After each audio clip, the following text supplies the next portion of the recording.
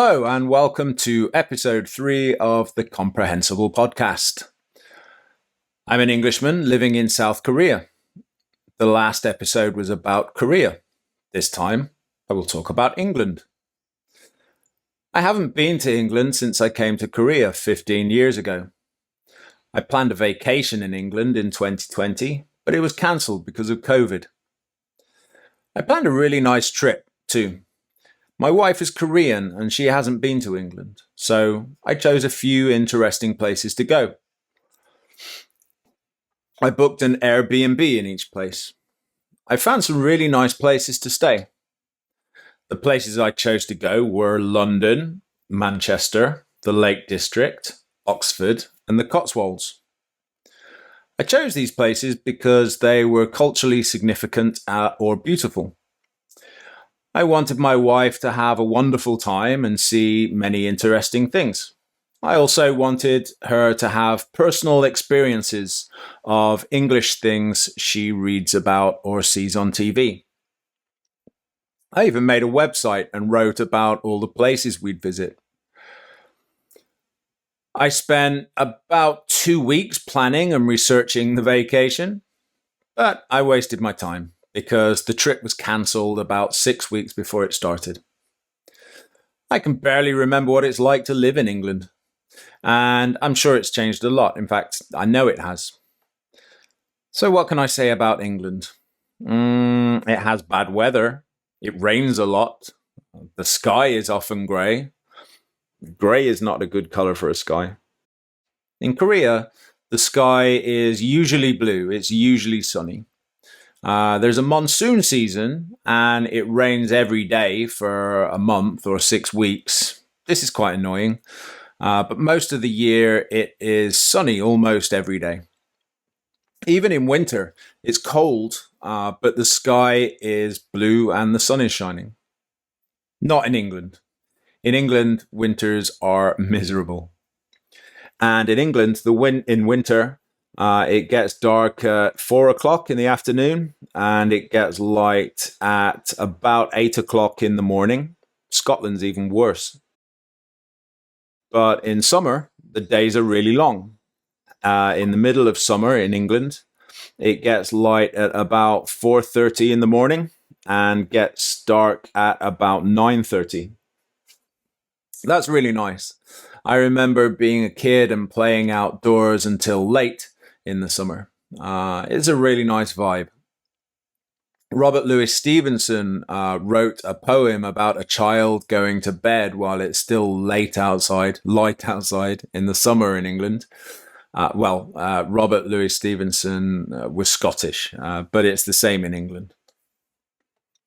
That poem brings back memories. It's a strange feeling going to bed in summer as a child when the sun is shining. What else can I say about England? Well, there's some very nice countryside. I remember driving home from Manchester Airport and driving along some narrow country lanes through hills and fields. It was very different from Florida, where I went. And I realized how unique and beautiful the English countryside is. Florida's beautiful too, of course. America has some very beautiful places, but the English countryside is unique and beautiful. Many people say the food in England is bad, but I don't know why. England is very multicultural, especially London. 40% of people in London were not born in England. When people move to a new country, they often open a restaurant and serve food from their home country. It's difficult to find an English restaurant in England. I think that if the food is bad in England, it's not our fault. How can the food be worse than other countries when the food is from the other countries? England probably also has the most famous chef in the world, Gordon Ramsay, and it has the 7th highest number of Michelin stars. Anyway, Indian restaurants are the most popular restaurants in England. Chinese was the most popular, but now Chinese is third. behind Italian. Thai, Japanese, Greek, and Mexican are also very popular. I love Thai food. My favorite restaurant in London is called Thai Square. They have a dish that is roast duck in tamarind sauce served on crispy baked seaweed. It's so good. I had it every time I went to that restaurant. I didn't see that dish in Thailand, though, or anywhere else. Maybe that's the only restaurant that makes it.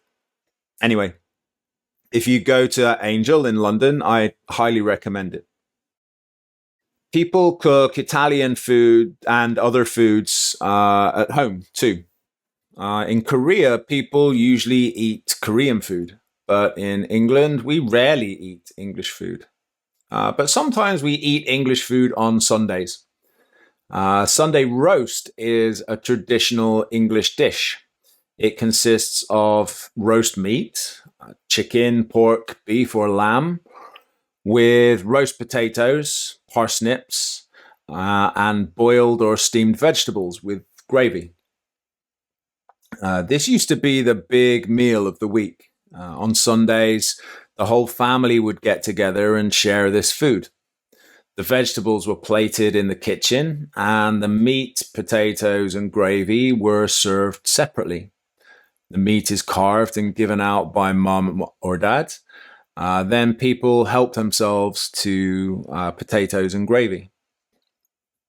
This used to happen every Sunday, but it's getting much less common nowadays because people are so busy and family is not so important. A lot of pubs sell Sunday roast on Sundays.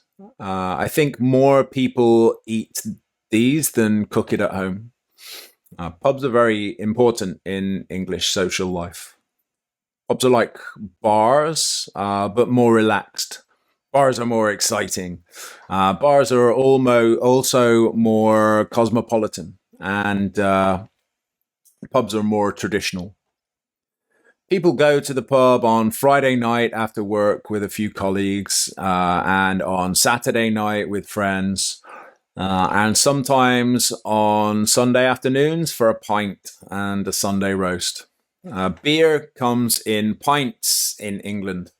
A pint glass is a very traditional and distinctive shape.